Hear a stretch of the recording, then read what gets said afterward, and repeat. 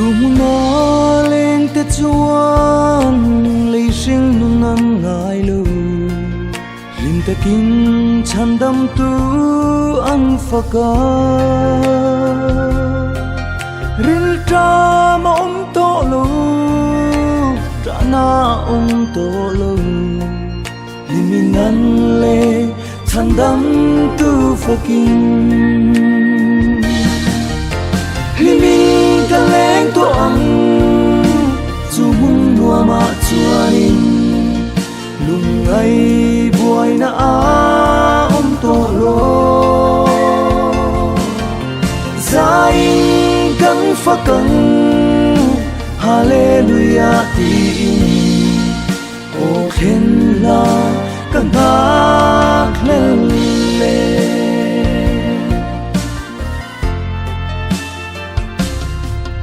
vang ko pui mo ya chuan kan la lên ra anga lim ta kin chan dam tu kan phaka mangai lên rual te ne limin kan zai to ang chan dam tu la nun ne makianga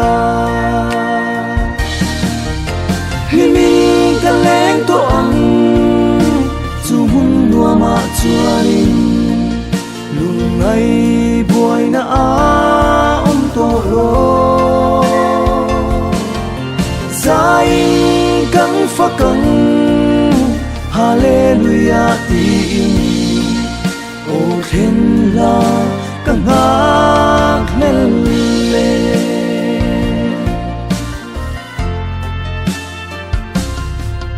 lung du kal ta ten ne kan la in tok le ang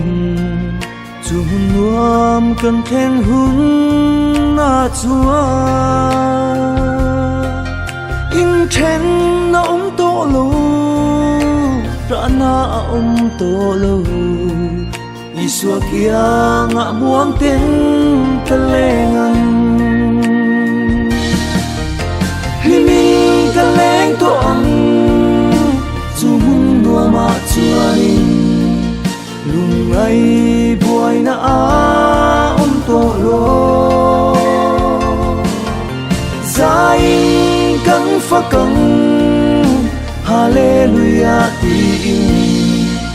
o khen la kan hak le